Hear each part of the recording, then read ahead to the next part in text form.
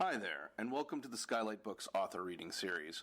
If you'd like to learn more about us and our many upcoming author events, please visit skylightbooks.com, where you can browse our inventory, buy books, and join our Friends with Benefits Club. You can also follow us on Twitter, Tumblr, and Facebook. To speak to a real live bookseller like me, please call 323-660-1175.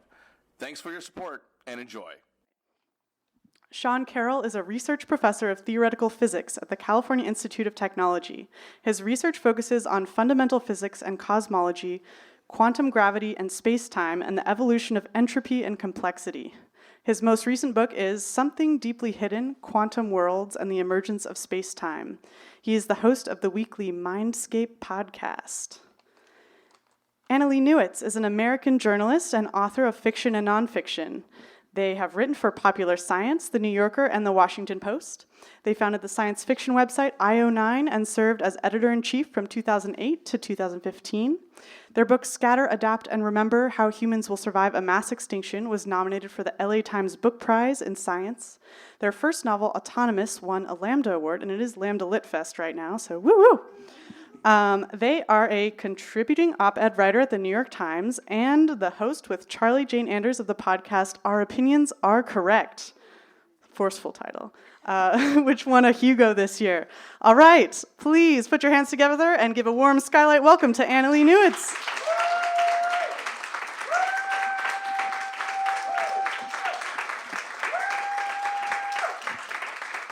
Hey, thanks for coming out. I've written a novel about changing history, and it's a good week for it to come out because I think we're watching history change again, at least in this country. So I'm going to read to you a little bit from the book, and before I start, I just wanted to talk about kind of what's going on in here. This is a time travel book, which can mean a lot of different things, and in this case, it means something extremely weird, partly thanks to Sean, who I interviewed before I started writing the book. I talked to Sean and another physicist, Adam Becker, and they both told me very gently after I asked them, how can I make time travel as scientifically accurate as possible? They both, in their own ways, said no. That is not a thing. Adam actually said, time travel is not a physical device, it's a literary device. And after I talked to Sean a lot, and I'll actually read a section of the book that was really influenced by that conversation, he finally begrudgingly said, fine, you can use wormholes. Sort of pulled it out of him. We'll talk about that later. So in this book, there's a group, time travel has always existed. Traveling through time is kind of a discovery science like geology or astronomy where these machines have been embedded in the Earth's surface for millions of years. So throughout known human history, people have been rewriting history. So there's no person who invents a time machine. It's just people have always been messing around with history. And there's a group of geologists. Geology is kind of the science of time travel in this world because the machines are found in rocks. And there's a group of geologists at UCLA who are feminists who are secretly changing history.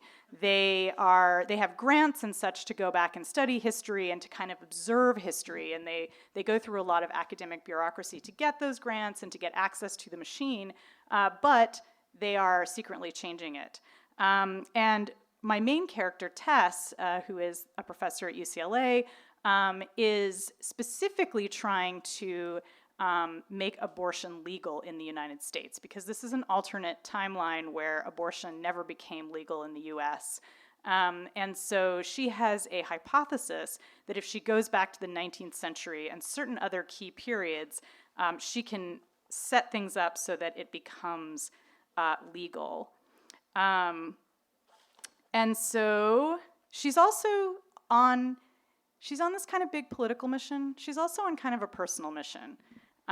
She's trying to fix something in her own past, which means right away that there's going to be some paradoxes here. So I'm going to read to you a little bit from the very beginning of the book. This is from Tess's point of view. She's the time traveler, and she's gone back to a key point for her personally and also politically. Drums beat in the distance like an amplified pulse. People streamed over the dirt road, leather boots laced to their knees, eyes ringed in coal, ears and lips studded with precious metals. Some gathered in an open square below the steep path to the amphitheater, making a bonfire out of objects stolen from their enemies. The smoke reeked of something ancient and horrific. Materials far older than humanity were burning. A rusty sunset painted everyone in blood, and shrieks around the flames mixed with faraway chanting. It could have been Rome under Nero. It could have been Samarkand when the Sogdians fled. It could have been Ataturk's New Istanbul or a feast day in Chaco Canyon. The technologies were industrial, Neolithic, and medieval. The screams were geochronologically neutral. I paused, smelling the toxins, watching a woman with jet black lips and blue hair pretend to eat a spider. One of her companions laughed. "Michelle, you are so gross. This isn't an Aussie concert." They paused at the ticket booths to flip off the vice fighters, a gang of conservative protesters waving signs covered in Bible quotes. Some of them were burning CDs in a garbage can, and the stench of melting plastic formed a noxious bubble around their demonstration. The machine had not delivered me to an ancient war, nor to an anti-imperialist celebration. I was at Irvine Meadows Amphitheater in 1992, deep in the heart of Orange County, Alta, California. Some of you may know this place. But I wasn't here for history tourism. Somewhere in the rowdy concert crowd, a dangerous conspiracy was unfolding. I needed to find out who was behind it. If these bastards succeeded, they would destroy time travel, locking us into one version of history forever. I bought a lawn seat and raced up the winding pedestrian walkway to the seating area. Spotlights sent a cluster of beams racing around the stage. Grape Ape's lead singer, Glorious Garcia, strutted out alone, sequins on her tattered skirt shimmering in the glare. She let out a furious howl. "Hola, bitches! If anyone called you a slut today, say it with me. Slut, slut, slut, slut." Come on, you guys. We'll try it again. All around me, women joined the chant. They wore battered combat boots, shredded jeans, and wrecked dresses. They had tattoos and black nail polish and looked like warrior queens from another planet. Tangled hair flashed in every possible artificial color. "You sluts are beautiful!" Glorious fisted the air and aimed her mic at the crowd, still chanting, "Slut, slut, slut, slut." Good job. You did better than Washington, D.C. did last night. That was a hard crowd. Back when I went to this concert for the first time, I was an angry 16-year-old with too many piercings for suburbia, wearing a military jacket over a 1950s dress. Now I was 47 on the books, and 55 if you count travel time. So, for those of you who are time travel aficionados, you know that that's about to be a paradox, because she's going to be in the same place as herself. And so that's kind of one of the strands in the book, is that Tess is revisiting her own history. She's trying to prevent herself and her friends, who are these tough riot girls, from murdering a bunch of guys, because that's kind of what you do in Orange County in 1992. So they're murdering rapists, kind of in the spirit of Riot Girl. But actually, murder is wrong. So she's trying to kind of fix that. But she's also has another mission that she's on. And this is kind of, so she's on this mission to change the timeline, to make abortion legal. But she's also a scientist. And one of the fantasies I have in this book is imagining a discipline where basically cultural analysts and scientists have to work together. And so there's cultural geologists, who are basically time travelers, and then there's just geologists who kind of study geology and time machines and how they work. And of course, there's a lot of snarking between them. The geologists think that the cultural geologists are kind of not really real, and applied cultural geologists are really lowly. That's extremely low on the totem pole. But they're all working together to try to understand how time works and how history works, more importantly. And they're in this heavily edited timeline, and the language that they use to talk about it is basically ripped off from Wikipedia. They talk about editing the timeline, reverting edits, and then, of course, they talk a lot about, well, eventually merging conflicts that happen, if you perhaps meet yourself. So I wanted to read you one more scene, which is actually, as I said, based on conversations that I had with Sean when I was trying to desperately make this scientific. And we talked about how time might work and how you might imagine these functions of historical change kind of playing out. And what this is the kind of book, I have to tell you, in which there is a scene where a character visits a professor in office hours and has a conversation. I mean, a lot of the characters are professors. And so the other main character in the book is this teenage girl, Beth, who's a riot girl, who's growing up in Irvine, like I did. Beth has been getting visits from Tess, the time traveler, and Tess is trying to tell her, not without telling the future, she doesn't want to give her spoilers, but trying to tell her, don't do certain things that are going to lead you down a dark path. So Beth eventually kind of escapes from Irvine and starts going to UCLA and taking a class. She wants to study real geology, not time travel, but she has to take one class in cultural geology. And so she doesn't really understand the cultural side of time travel. So she goes to visit her professor, whose name is Anita, and who is actually later the leader of that secret group of feminist time travelers. But at this point, it's 1993, and Beth is she's trying to do her midterm. So she goes to visit Anita in her office hours, and Beth starts out saying to Anita, I don't understand the difference between the two theories of history. Isn't collective action aimed at affecting a few great men? I mean, protest is a form of collective action, but aren't they protesting because they want to change what powerful politicians do? So there's two theories of historical change. There's the collective action theory and the great man theory. Anita twirled a pen over her thumb and nodded. That's a good question. The difference is that the great man approach assumes that there are only a few people who can change the timeline at any given moment. And by the way, they happen to be male, she snorted. But the collective action approach assumes that change is a complex process that comes from many quarters, with many people participating. So the end result might look the same, but the process is really different.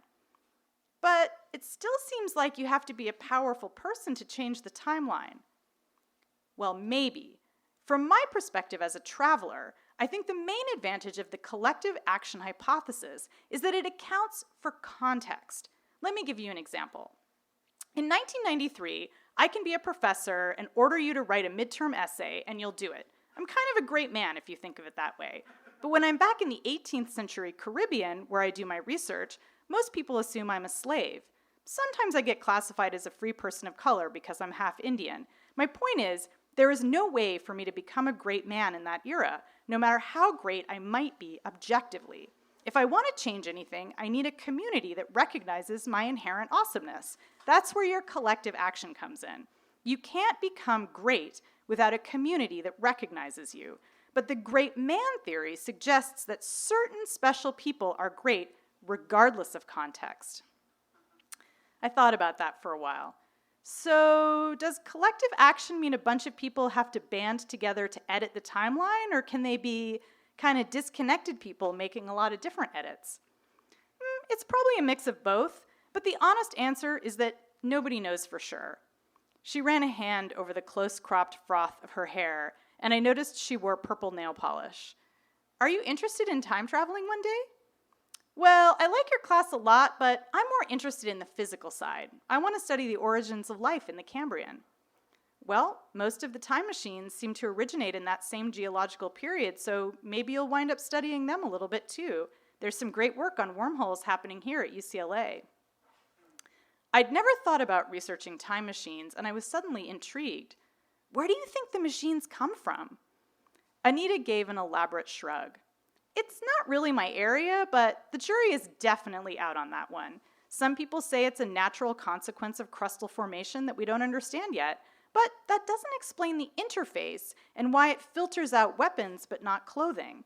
I've always been fond of the idea that it was aliens.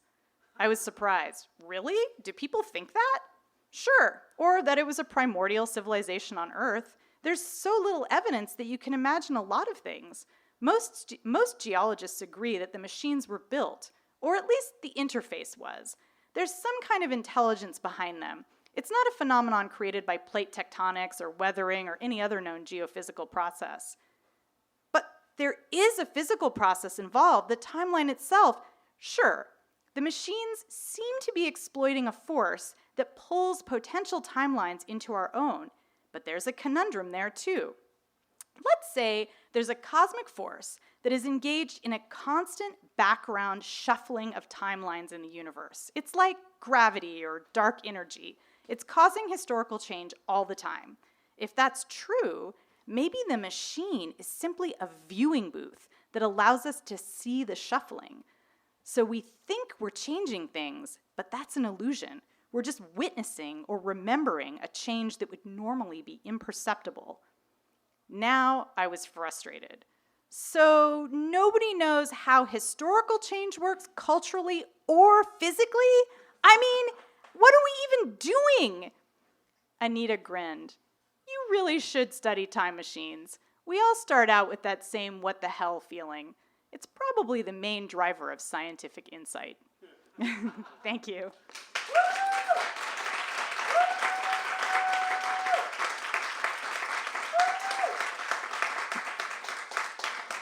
So Sean and I are now going to have a conversation, a dueling conversation. I mean, not really a duel. I don't know. I mean, yeah, it could happen. I mean, you're the one that told me I could use wormholes, so I don't want to hear any shit. You could. You did.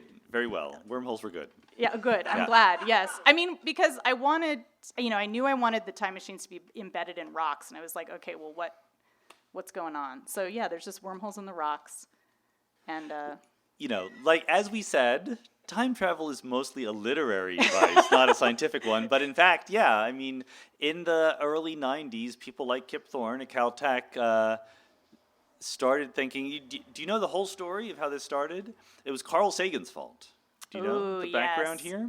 I don't. Carl Sagan wrote this science fiction novel, Contact, right? I remember. And Ellie Arroway, he wanted her to travel through the galaxy very quickly, so he wrote in the novel that she falls into a black hole and is spit out in the first draft. And he was not a physicist, Carl Sagan. He was an astronomer, right? Closely related but different. And he knew enough that that's probably not accurate, right? Like, probably you would just die if you fell into a black hole. You would not be spit off. I saw Interstellar. I don't know. Well, that's the thing.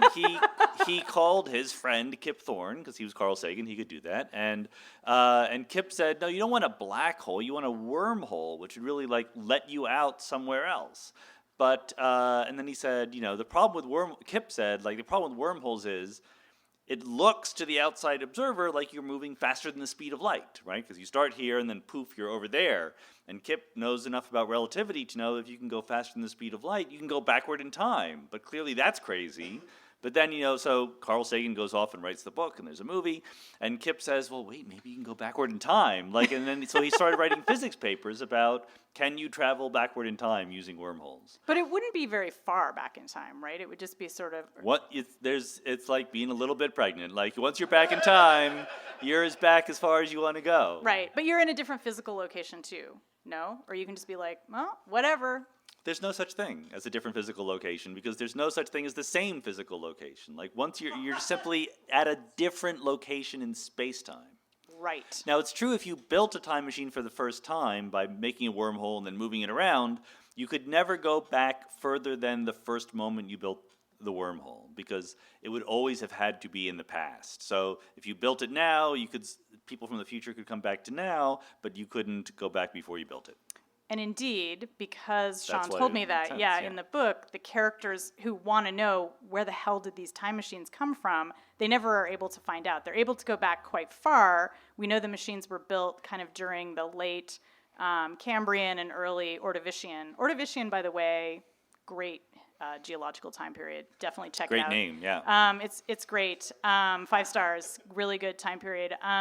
And so they do go back and they kind of see what the machines looked like early in their lives. and they learn how to eat trilobites, which is a bit frustrating because it turns out there's not a lot of meat on trilobites.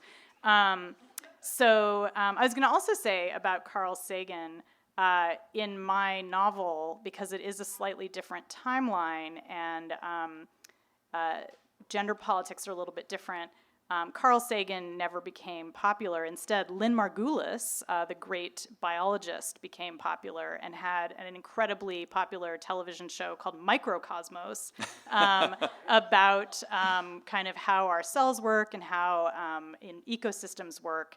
And those of you who know Lynn Margulis's work know that she had this great phrase that she would use to describe humanity. She said, "We are the great meteorite because we had this huge effect on the environment."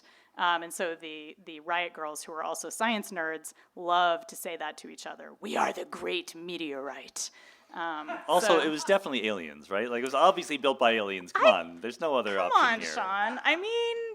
Wormholes don't just happen in, the Earth's crust. Right. I agree that it was probably not... And I don't know. there were no civilizations hanging around building wormholes. How do we know? Science, we don't baby. know that for sure. I mean, we don't... Look, I mean, There's they an could have been evolutionary building with... People could have been building with materials that didn't, endure that long. The machines might have endured, but, they might have How many millions of years ago are we talking? We're talking 500 million years. Yeah, I don't think that there were multicellular organisms back then. Well, but we don't know. Just saying. I mean, that's the wonderful thing about discovery science, Right. and this is an Right. alternate timeline too. So, So I wanted to ask you, how much, clearly you have to make up some rules, right? I mean, this is probably half fun and half frustrating. Clearly, the fact that you can't send a weapon backward in time, you made that up. Physics didn't make that up. So, how much went into what are the rules that will keep it interesting but still make a good story? Yeah, I mean, that was actually a big part of it for me was after I got the bad news that, in fact, time travel was not ever going to be real, I was like, okay, well, it still needs to have a bunch of rules.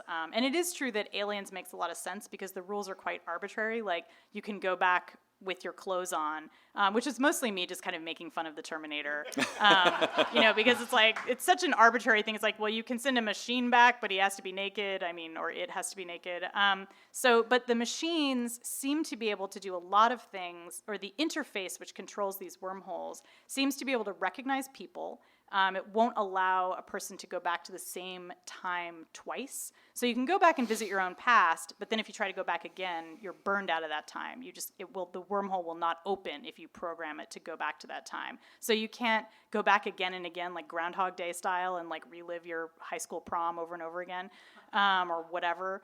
And then... because, by the way, it wouldn't be Groundhog Day style. There'd be 1,000 copies of you trying to eat at the same diner, right? It wouldn't be replace the version that was already there. Exactly, yeah. So, I mean, I guess you could have the original you doing all the stuff and then the future you coming back over and over, so it would just be that future you wouldn't be... Well, no, you're right. More copies. Yeah, they would just keep... Anyway, so we're not going to do that. Yeah. Not going to do that. Only one... Yeah, the man who folded himself. Yeah, that's a key narrative in this tradition. So that's where, a bunch of versions of this guy go back in time and they all wind up having a giant gay orgy together, because that's what you do. It was the early 70s. And so there was that. One of the main limitations was, indeed, you can't bring weapons back, although there do turn out to be some loopholes for that. They eventually meet a far future time traveler who is able to bring basically a sonic screwdriver back, because you got to have a sonic screwdriver. It's time travel.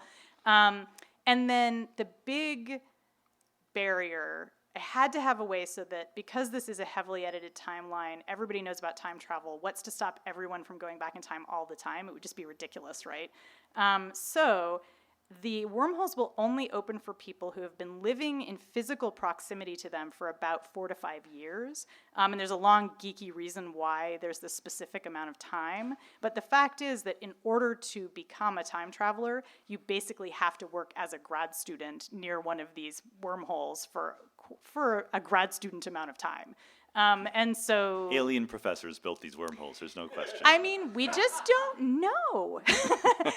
That's what's delightful. And that was the other thing, is that I really wanted to I wanted to make time travel into not as it is usually portrayed as a form of engineering, where it's like a dude, it's always a dude in his garage, like building, a gun that shoots you into another universe or a car that drives you into another universe. I wanted it to be something that was technology so advanced that it was indistinguishable from nature. And I wanted it to feel like, studying it to feel like studying astronomy or cosmology, something that humans have been involved with for thousands of years, initially involved with it because they thought it was magic or some kind of spiritual thing, and at that same time gathering data that later became useful for science. And so at one point, the characters talk about how frustrating it is that they don't know that much about the machines, but at least they know that they're scientific as opposed to magical. So they feel quite triumphant about that. And that is one of their main discoveries. Is and that plenty they're of not room magic. for a sequel here, right? Have you thought of that? I mean, there's a whole world of time travel that we can completely Prometheize this, right? We could. It could be like Terminator. And see, Yeah. that's why I don't really want to do sequels, because you guys know what's happening with the Terminator Goes sequels. downhill. It's not, Terminator 2 was great, but yeah, so no, I'm not a sequel writer. But it's always in time travel. There's always the battle, right, between visiting the past and changing it, right? So there's versions of time travel where you can't change anything, and there's versions where you change everything, and then somehow your picture disappears in the future and stuff like that. So Yes. So so far besides your book, my greatest contribution to fictional time travel narrative was I was a consultant on Avengers Endgame.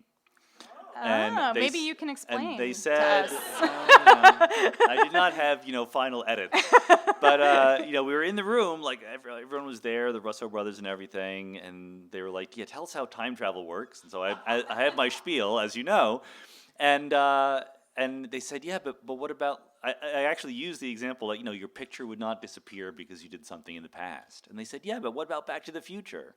And I said something, and either I don't even remember, either I or someone else in the room said, "So you're telling me Back to the Future is just bullshit?" And that line appeared in Avengers Endgame in the mouth of Ant-Man. So I think that, I've had my little impact. Yeah. Yeah. It's funny because there's sort of two. I should update my bio, actually. Yeah, to you put really this in should. there. Yeah, That's pretty awesome. You should get a writer credit. So I think there's sort of two versions of time travel that we think about. There's the Back to the Future version, and then there's the Rick and Morty version, right? Those are the two pillars of time travel, I think.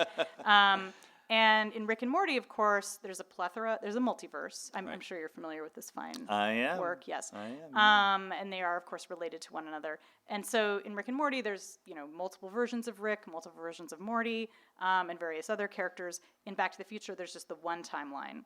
And so because I was told I could have a literary device, I chose to have one timeline because I wanted the characters to kind of confront the kind of results of what they'd done. Right. Unlike in Rick and Morty, where they go around kind of screwing up universes. Knowing it will be rebooted. Yeah, well, but there's also the 12 Monkeys version where you can't edit. You can't change anything. You can visit, but you had already visited. You were always there, right? And that's much more restrictive, but it's another way to do time travel. The causal loop, you mean, where it's like you've always... You were, I almost wore my T-shirt. I have a T-shirt from based on Lost, which says, "Whatever happened, happened." That was their motto for time travel. Like if you go back to the future and you back to the past and you did something, that thing had always been done. You're not changing anything. Yeah. So, and that's in sort of time travel tropes. We think of that as a causal loop. So it's like you always had to be there to set yourself up to be this thing, and so it is that version of time travel to me seems like the most kind of conservative version. Yeah, it's it basically is. that there's a fate. There's nothing you can do. You can't actually get a Terminator from the future to come and help you prevent nuclear war. Welcome to the laws of physics. Yeah, I don't. But is that Yeah. absolutely like there would be? But there's also a multiverse. Yeah. As far as we know, So- it still obeys the laws of physics, the multiverse. But you could jump into another universe and have another outcome. Just like the laws of physics said you did. Yeah, Or but didn't. that's not We a don't cause. know. Yeah, I mean, I think that. We don't know. Actually, the relationship between multiple universes and time travel is one of the things that physicists haven't thought about very carefully. That really is, it's an open possibility, but right now it is just a literary device, because we know there could be multiple universes. I wrote a book about them right there. And we know there could be time travel, but no one has really put them together. I mean, I guess like what multiverses are good for is less time travel and more alternate history. Yeah. So instead of being stuck in this causal loop in one timeline where there's nothing you can do, you could jump into the universe where like you grew up to be like a clown, Right. and you'd be like, oh, thank God I can finally join the circus or whatever, or like perform at birthday parties, and like I know that was probably There is. I possibility hate to for bring you. this up, but there's a moral dilemma here. If you believe that there's only one timeline, but you can edit it, then in some sense there were billions of people experience something who suddenly stopped existing, Yep. and you're history's greatest monster for making that happen.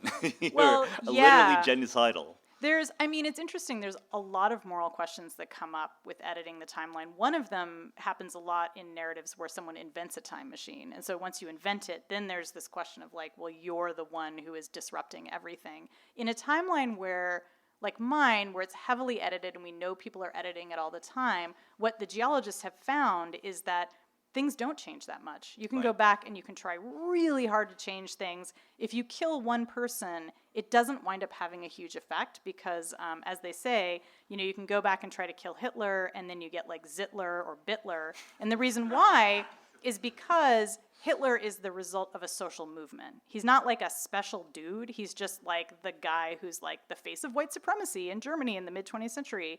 And so it could have been a lot of different people. Yeah, I like that because it's sort of, that does make sense. You can change things, but there's some inertia. It's harder to change things in big ways than in small ways. That makes perfect sense. Yeah, but I do think there is a moral question, and my characters have been taught in academia that they shouldn't be changing things, partly for moral reasons, partly just because to preserve the timeline, because if it's happened, it must have been great. Because history is just great. It's automatically, if it's happened, it must have like come out the right way or happened in the correct way, and we wouldn't want to mess around with it. And they, like activists in the present, aren't satisfied with that. But that's also, isn't that like the moral of so many time travel stories in fiction, that like hubris will bring you down if you try to change things. Things are you can only ever make things worse. And I like that your people actually made them better. They make them better, and also they don't do it out of hubris, right? They're not doing it to go back and become great men. They're not trying to go back and like make bets that will make them money. They're not trying to, become king of the world or whatever. They're just trying to gently shift the political landscape. And we know that they've already been successful in some ways because in the alternate timeline, women and freed slaves get the vote at the same time. In 1870, which, as you recall from your history, in our timeline, freed male slaves got the vote, but then women had to wait until 1919 to get the vote. And it actually divided the movement, and it caused a lot of problems. So they have fixed that one thing, and it's changed culture. Like, we have lots of differences. We have Lynn Margulis having a hit TV show instead of Carl Sagan. Tim Burton made Wonder Woman movies in the 90s instead of those Batman movies that he made. So there's these little differences. And you'll be going to Wikipedia a lot as you're reading the book, I promise you, in a good way. Yeah, there's a lot of Easter eggs in there because I wanted to imagine a kind of rich transformation that also was kind of subtle because like a lot of things are the same. So I didn't worry too much about that sort of like, if we change history, millions of people will die. It's more like millions of people's memories will be changed, which is happening all the time anyway, because they're in a heavily edited timeline. So your mind is not your own. Your history is constantly being stolen and rewritten. Does this sound familiar? I don't know if any of you have experienced that feeling of someone telling you that your history is a lie, or that something you experienced didn't really happen, or that somebody had a phone call that wasn't really a phone call or whatever. Sorry, that was like subtweeting the news. Well, it's all a metaphor, right? All of this stuff about going back and fixing things is stuff that resonates with things we really can do without ancient alien machines helping us out, right? I love that you're just totally all in on the aliens. What about the ancient civilization? Yeah, no, I'm sorry. Yeah. It could have been like single-celled creatures. It took billions of years just to get multicellular life at all. Well, maybe they really fucked up. They made these time machines, and then they just were eradicated. And like those time machines are basically like the iridium layer of their civilization. I smell sequel. Okay, so I have a question for you, which is that the more that I learned about time travel, the more that I realized it was impossible. It's not real. And yet, time travel is more and more popular in our culture. There's more and more stories about it. So, and yet more and more people know that it's not real. So what do you make of that as someone who's teaching people about why it's not real? Yeah, I actually don't know. I think that, one thing you can ask is, why were there so few time travel stories at all before the late 19th century, right? Like, there just aren't. There's science fiction stories in various ways. There's myths and legends and fantasies, and there's ancient robots and androids, but there's not a lot of time travel. And H.G. Wells' The Time Machine, which is, 1895 or something like that? It's in the 90s, It's very there. And there's Connecticut Yankee and King Arthur's Court, which I think is a little earlier. That's right, but still around the same time. Oh, yeah, definitely. But Wells was actually, he was the first to use the word space-time in this context. Really? Yeah. If I know it correctly. Was he reading No, physics, because it's before relativity came along. So he invented the term that physicists later picked up on. Well, I think that the concept, the first person to push the concept that we should treat space and time as an integrated whole was Edgar Allan Poe. Yeah. He wrote this long poem called Eureka. Do you know Eureka? Edgar Allan Poe had this weird cosmology theory. Like, he became a physics crackpot later in life, and it was his masterwork, and then no one wanted to read it, and he died. But amongst other things, he talks about how space and time are just two aspects of the same thing. And then physicists didn't catch on to this until 1908, right? But I think that that's what I don't understand. I don't understand why writers like Poe and H.G. Wells got there. But once physics figures out that space and time are similar, then I think you start to think of time as a place you can go, right? Whereas people just didn't think of that before. So I tend to think that time travel stories became popular only in the 20th century just because we conceptualize what time is slightly differently. You know, what was really common before the late 19th century were histories, and histories that were like confabulations. And alternate histories, yeah. Alternate right. histories. Well, oftentimes they were supposed to be real histories. Right, there's a blurry boundary, right? Yeah, exactly, where it was like, I wrote the Fairy Queen, and that's the history of England, or whatever. Geoffrey of Monmouth, yeah. So there's a lot of, so I wonder if that was the shift, was that people went from kind of thinking of time as a place they could visit that was in the past, and then they started thinking, oh, we could go to the future, or we could, that somehow we could move around in it. Because it is true that there's a difference between writing a weird history or writing a magical history. Right. But it is the same idea. It's that idea that we can be transported to another time, and that time is a place that we could go to imaginatively. But otherwise, no, I think there's a good PhD thesis to be written here about why the concept became so compelling. Do you think physicists were reading sci-fi and were thinking about it from that, or it was just totally independent, like that they were? No, because it was American fiction writers and it was German physicists who did this, so I don't think they were reading each other. Well, H.G. Wells is British, but they're writing in English. In English, yeah. Fair enough. Right. Huh. I wonder if they were like having little conversations. Does anyone know? No one knows. Lori, do you know? The one that happened around the 1870s onwards is the big change is that people start to get regular access to accurate clocks. That's one of the things that happen, and also changing labour practices mean that people start thinking about time in this whole different way that's related to labour, their stage of life. Yeah, that's so true. Yeah, that actually makes a lot of sense. Yeah, because suddenly time becomes something that is, something that, you can commodify it. You can trade time. People start having stock markets where you have, futures that you can trade. Yeah, that's interesting. So it's coming. But I think that's probably it, because the physicists were also inspired by exactly that. So I think it's like a common cause inspiring everybody, right? If, Einstein's Clocks and Poincaré's Maps, do you know this book by Peter Gallison, who is a wonderful historian of science, and he argues that the theory of relativity, put together by Einstein and Poincaré and others, was, in our minds this incredibly abstract, mathematical, universe-sized thing, but he says it was because Einstein was in a patent office, and the things to patent in 1905 were clocks, and because Poincaré worked for the Bureau of Longitude, and he was making maps, and so they started thinking about space and time differently. So basically, capitalism causes time travel. I'm sure mercantilism would have done it just as well, yeah. That didn't, though. The machines, the technology were not there, yeah. Yeah, and I mean, I guess you had, things like longitude and latitude, which were kind of starting to have time in there, but you couldn't get longitude right until you had good clocks. Yeah. Yeah, So so it's really yeah, the we can clocks. blame clocks. Harrison, yeah, yeah. the commodification of our days. Yeah, I mean, that's interesting. So a popular technology changes our cultural understanding, changes our scientific understanding around the same time. And then, one can compare it to the way people are constantly saying today, having computers in our pockets is changing our notion of space, basically, and making it all cyber and shit. Well, and the notion of our brains. We tend to think of our brains as computers because we have computers now. They didn't think of them that way 100 years ago. Yeah, well, we also think of our brains as separate from our bodies now, too, which is also a very weird thing, to be like, yes, we can quantify our brains. We will upload our They did brains, that, which yeah. I think is complete garbage. I don't know. Have we started taking questions from the audience? Did that happen?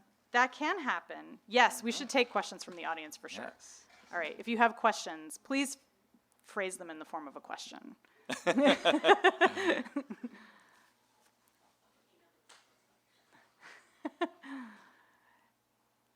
a question about Everett's many worlds theory. I'm curious, is there any predictive power that you attribute to his theory? Sure. So for those of you who don't know, I wrote a book called Something Deeply Hidden, which is about quantum mechanics, and in particular, my favorite version of quantum mechanics, the many worlds theory of quantum mechanics. And it gets a bit of a bad rap, the many worlds theory, because it sounds like it's a theory about many worlds, which it's not really. There are many worlds there, but that's a prediction of the theory, not an important fundamental axiom of the theory. The axioms of the theory are just the Schrödinger equation, which is the equation that governs quantum mechanical systems, is never violated. That's it. That's the prediction. So if you want to test it, just do experiments that look for the Schrödinger equation being violated. And people are doing those experiments right now. And so far, no detection of anything yet. Yeah. Yeah. So you were just talking about the lack of necessarily direct interplay in the late 19th, early 20th century between authors and physicists, but now we've got so much direct connection that We are. not only but thinking even when Crichton was writing Timeline, he was researching, and we've got all of this increased level of interplay. Do you find that now you do get people in the relevant fields drawing inspiration from this what if that writers are coming up with? I mean, I think that now there is, certainly for me, it's very important to be consulting science and being inspired by science. But at the same time, I think that there's limits to it as well, because I think if you're going to tell a story that's strictly, as I said at the beginning, if I'm going to tell a time travel story, if I wanted to be purely scientifically accurate, I just would not have told this story. And I could have told a story about magic or something like that. But it was very important for me to actually evoke the scientific process. So I guess there's different ways that science gets into fiction. I think it's definitely true that scientists are inspired by fiction. I hear people all the time say, the reason why they became a scientist was from reading science fiction, which I think is awesome. But one of the things that I did in my novel when I was disappointed to discover that the time machines wouldn't be accurate is I really wanted the scientists to feel accurate and for all of the apparatus around the machines to feel accurate. And so, like I said, they have to get grants and they have to file requests to use the machines. There's only 5 machines. And I kind of got that idea from astronomers who I've talked to who want to use, say, the Hubble, or they want to use, one of the really big telescopes on Mauna Kea. And, you have to file a request to use this big machine. There's only one of them. And, you might get 10 minutes, at midnight on one day, and you kind of telnet in to your session or whatever. Probably they don't use telnet anymore. Telnet is probably A little too insecure, yeah. So yeah, otherwise everyone would be getting in there. But yeah, you're sort of so in other words, even when it's not scientific, there's still this kind of reflection of how the scientific process works and how it isn't just kind of like a dude in a room with a light bulb over his head. It's like a huge community of people who are governed by this industry around science. But I don't know, for you as a physicist, do you find, like, were you inspired by science fiction when you were... I read a lot of science fiction, but it was actually just reading nonfiction science books that got me interested in science. But I consulted on Avengers. Like, they're not really in it for the scientific accuracy, right? Why do you think they wanted you there? Like, Marvel loves science consultants. Every one of their movies has science consultants, and it plays out in different ways. Like, usually the script is there even before you start, but they want to. Part of it is the spirit of science, right? They want to be able to portray scientists somewhat realistically. And the other part is they want the world to make sense. Even if it's not our world, they want their world to make sense. And, Jennifer, who is here, was the head of the Science Entertainment Exchange. And some of the first consults are with Marvel because Kevin Feige very explicitly said, after Iron Man was a huge success, he says, someday we're going to have a movie with Thor and Iron Man. And Thor is a Norse god, and Iron Man is a dude in a suit. And it has to make sense, right? Yeah. And science is actually good at that. Even if it's not our world, making a world that makes sense is something scientists can do well. Yeah, one of the things that we found when Charlie J and I were doing our episode on world building was that the term world building, which is now kind of a term of art and science fiction for kind of building a fictional world, whether it's like the Harry Potter world or it's the world of a more scientifically accurate book, that actually comes from early 20th century physics, where people were imagining alternate physical realities, like if you had another universe that had different laws of physics, for example. So there is this need, I think, in fiction when you're building, in genre fiction, when you're building a world that doesn't have our own rules, that science can provide a framework for that. Mm-hmm. And I think that's, it's kind of delightful. It also reminds us that, a lot of science, it is based in fact, it is based in evidence, but a lot of it is imaginative. A lot of it is like, well, what if this could happen? Like, let's check it out. Let's do some experiments and find out. Especially with discovery sciences, where we don't know why the hell things work the way they do. Like, we know what they're doing, but why? Why is time? Yeah. I had an eye-opening experience when I did a consult for a movie that hasn't even been made yet, as far as I know, where gravity reversed, right? So there are little pockets of regions of here on Earth where suddenly the Earth was pushing things, right? Is that a thing? No, it's not a thing. I was like, whoa, that's awesome. I know. Well, but so this is exactly the reaction, right? So to her enormous credit, the actress who was scheduled to star in this movie she was playing a theoretical physicist, and so she wanted to meet some physicists and talk to them and know what that was like. So she visited Caltech, and I organized, so my graduate students could talk to her. And she came with one of the producers of the movie, and they first explained the movie. They're square mile here, gravity starts pushing you up, and then it goes away.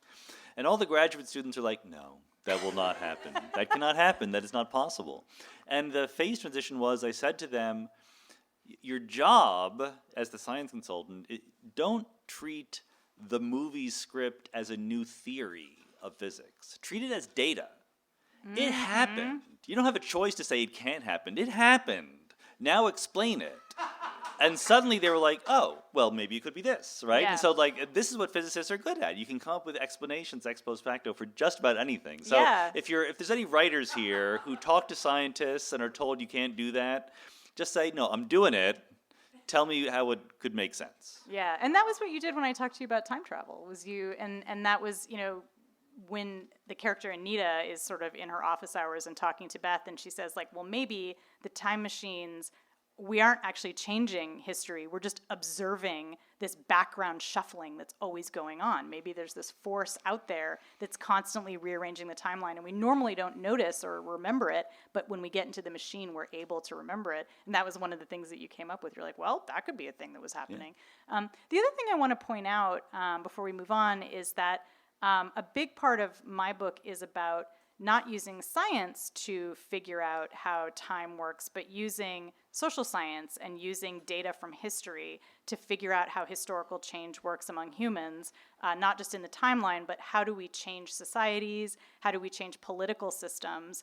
And that's an area, too, where we have a lot of data. We have historical data. A lot of it has been heavily rewritten and heavily edited and transformed over time. So it's not terribly accurate. It's sort of just like a heavily edited timeline.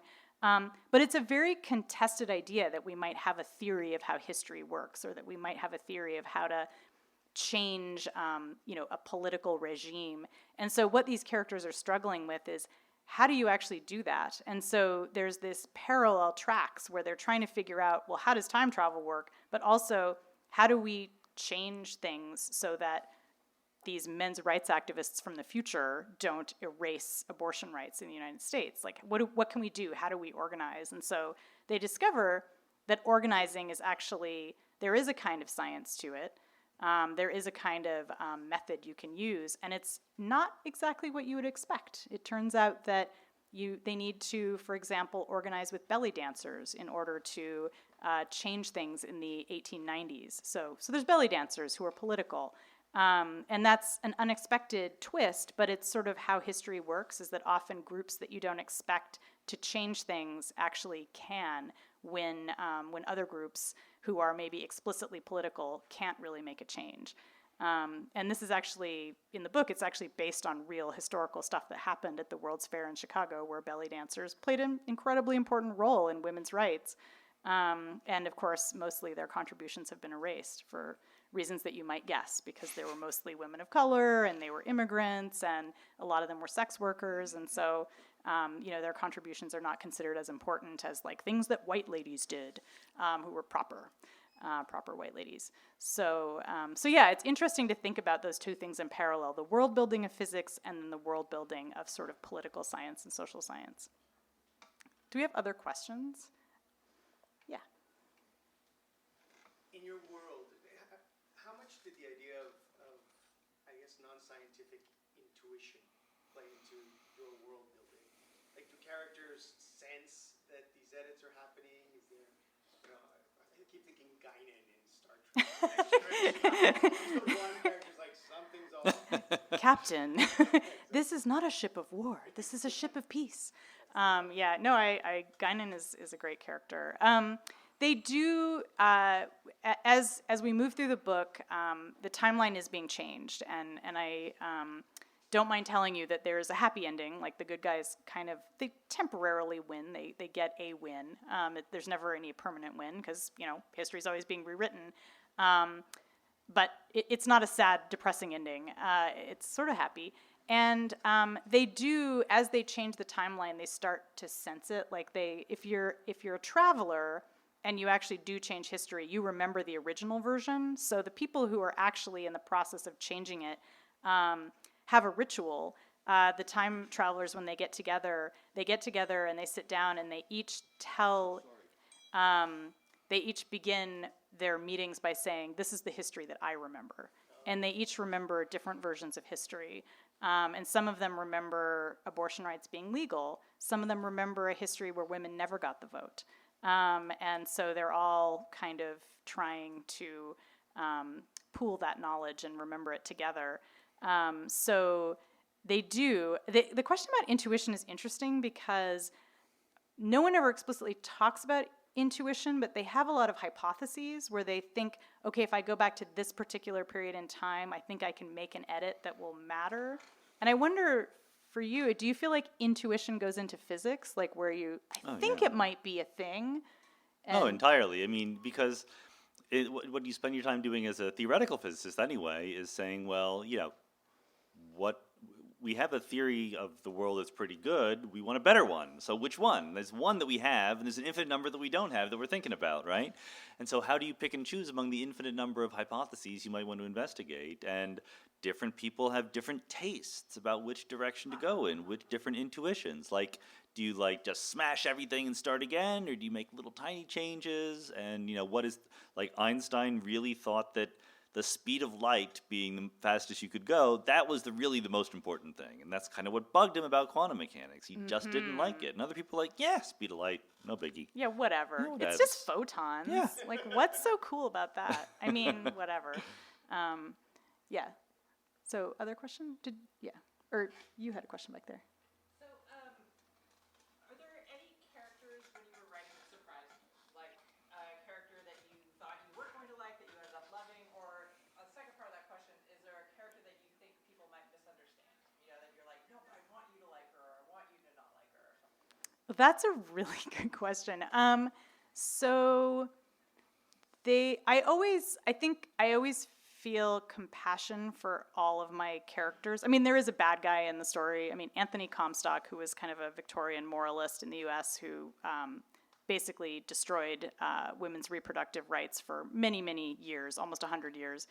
So he sucks, and I wanted people to hate him, and that's easy because he's like very hateable, and his followers are all shitbags. So that was easy. And they're not well-rounded characters. Like, they're not really characters. They're just kind of bad guys out there. But there are a number of characters who are working on changing history where, you know, there are these questions that I had. I mean, there's characters who decide to murder men in order to make the timeline better. That's what those riot girls are doing. I spared you. I did not make you listen to the rape murder scenes. Scenes. Well, there's only one. There's only one rape, but there's a lot of murder. You know, it's hard to make characters likable when they're murdering people, even though the people they're murdering, like, when it happens, these guys are terrible. These are men who are like predators and who are, you know, creeping on teenage girls and things like that. It's funny because I wanted people to question their methods because, like I said, murder is bad. But I also wanted to make sure that there was a way that we could understand why they felt so desperate that they had to do it. And so I think the thing that was surprising to me in the end was how Tess, who's the time-traveling character, she has sworn off violence. She doesn't want to do any violence, but she still has violent feelings. And it was, I was kind of surprised at how I felt like by the end she felt, this isn't really a spoiler because this is more like a character arc, but it feels like she's a tough character to love, even though we've kind of fallen in love with her, and I wanted that to happen. And indeed, people who've read the book have kind of said to me, like, ooh, that was harsh. So yeah, it's hard. I mean, it's hard to have characters who are murderers, even if they're murderers for great justice, because, like, you know, so that was the hard part. I mean, the character of Beth, who was in the office hours asking Anita questions, she's easy to love. I mean, she's kind of an innocent. So, but yeah, it's a lot harder when someone is kind of bloodthirsty. So yeah, that was a tough one.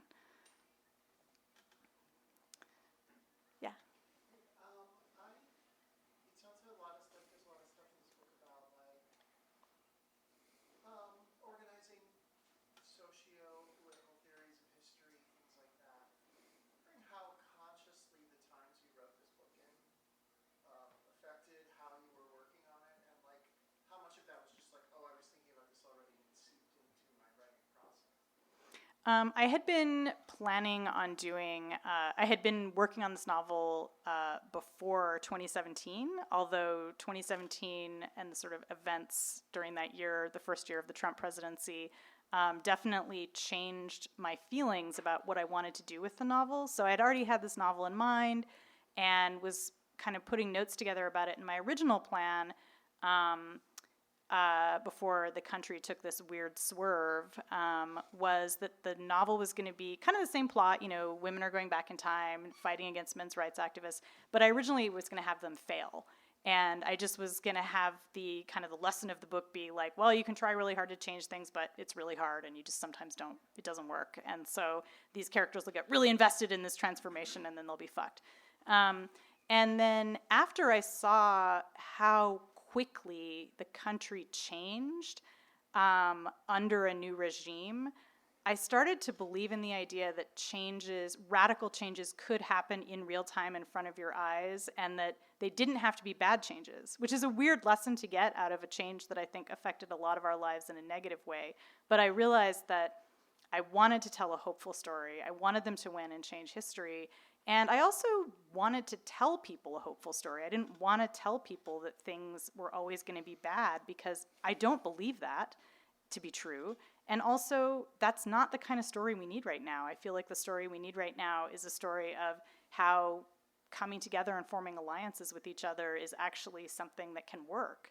And there's historical data in real life proving that that's the case. So we know that forming alliances and resisting is a tried and true method of changing things. So basically what I'm saying is that as events were unfolding in 2017, when I was writing most of this book, I was making the book more and more about hard-won hope, basically. Difficult to achieve, but there is some hope. But also, I mean, I did make the mistake of watching the Kavanaugh hearings. And yeah, if you're wondering, why is there a third murder scene in the book? Well, that's why. Sorry, there are originally only two. But First then you didn't quite get it out of your system. Threw in another one for you. Yeah, just a little release valve, exactly. Did you have a question? Yeah, you were raising your hand. I was wondering if there are any other examples of, as a science advisor working with writers, or as a writer working with science advisor, are there other pitfalls of the process, and how did you mitigate them? Yes, I mean, science advising for movies is a very different thing than we had a hour, 2 hour phone conversation. That wasn't so hard, and it was really early in the process, right? So things that I said could actually have an impact. For movies, it depends a lot on the movie. Is some striving young screenwriter who's never written a movie, gotten anything produced before, has some ideas and wants to chat with you, and then it's a very similar thing to talking to a novelist. If it's a Marvel movie where they have a 28-year plan and it's going to happen, and your impact is much, much smaller, right? It's hard to make an edit on that particular timeline. So what you can do at best is give them some ideas, and maybe save them from some mistakes. Like there was going to be a scene in Thor where there's a planet that was flat instead of a sphere. Okay, you could imagine that. But then they were going to have a fight, and they were going to fall off the edge of the planet. And we were all like, the scientists were like, well, what's pulling you? Because there's no gravity down there to pull you. And there was an argument like in the room. And Kevin Feige, who is the president of Marvel, won the argument. He's like, yeah, we can't fall off the edge of a planet. What were we thinking? So maybe, if you live in a world where falling off the edge of a planet is okay, that's fine, but had been no previous explanation for that, and our argument was, and I think should be, that will throw people out of the movie, right? Like, people go, oh no, come on, that wouldn't happen that way, right? Even if it's subconscious. Like, someone pointed out that one of the weird things about The Phantom Menace was there's so much CGI, there were scenes where people would fall out a window, and they would fall down at a constant rate. Right? They do not accelerate when they fall down. There's just because they CGI'd it and they didn't take care of the physics. And probably no one in the theater is sitting there thinking, they're not really accelerating at 9.8 meters per second squared. But they are thinking that doesn't look right somehow. And that's something a science advisor can help with. Yeah, I think the thing for me that's the most helpful about consulting with scientists is it allows me to set limits. And I think that's part of the world building is I love to have limits in storytelling, because that's where the rich, fun stuff comes up, is when you're butting up against either the limits of reality or the limits of the kind of rules that you've set up. And so I always try in my science fiction to just be as scientific as possible, except with time travel. Trust me, my next novel, it's like all terraforming, and it's going to be super scientific. And it's going to be grounded in as much science as possible.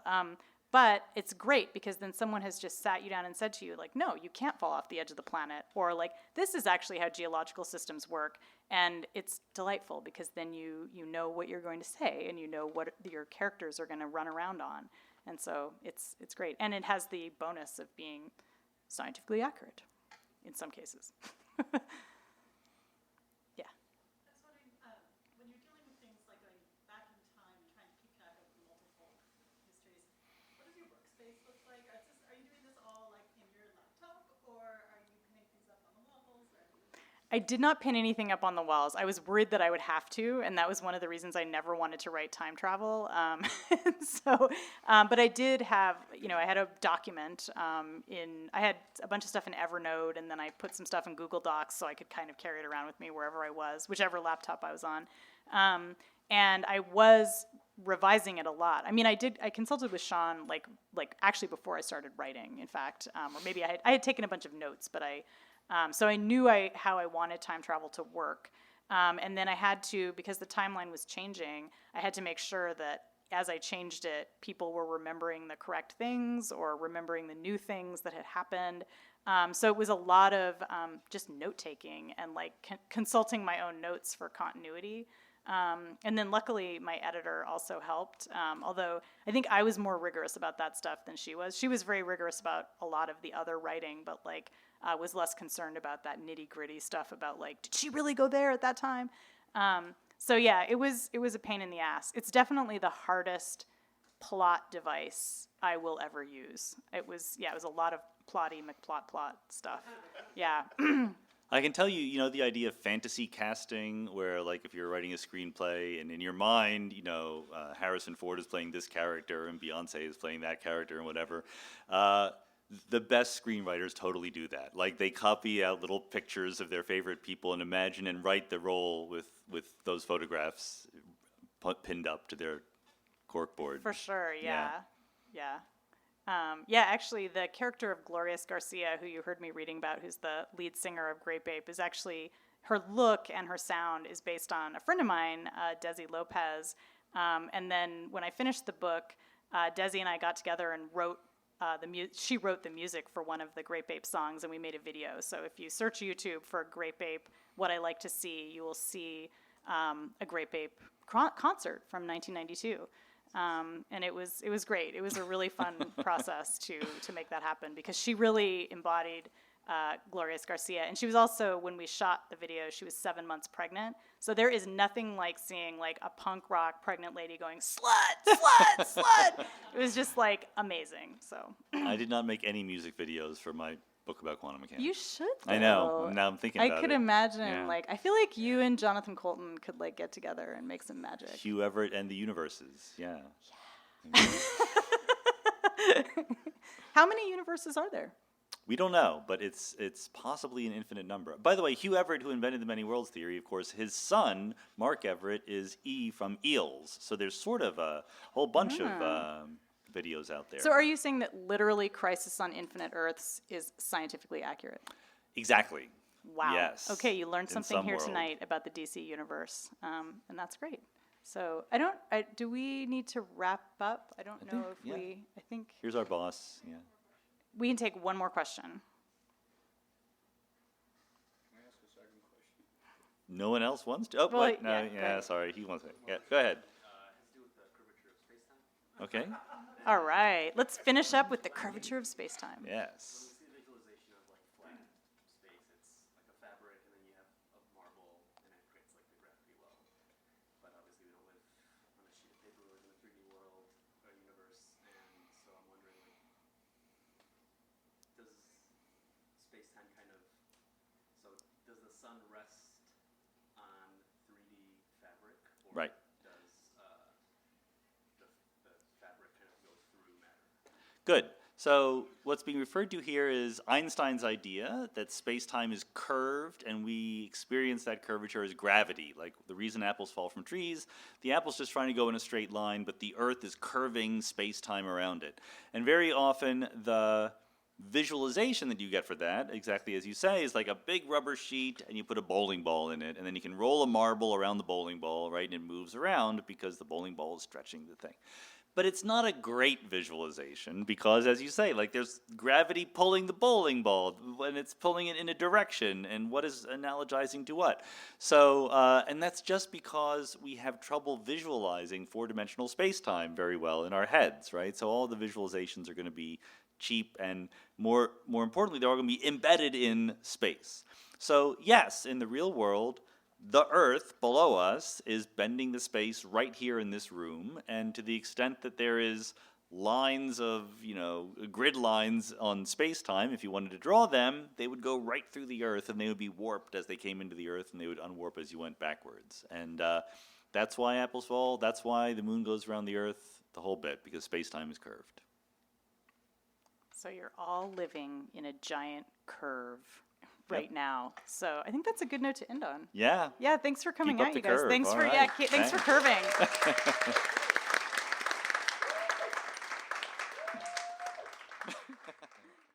You've been listening to the Skylight Books author reading series. Don't forget, you can listen to this and all of our other great podcasts at skylightbooks.com. Thanks again for stopping by, and we hope to see you soon.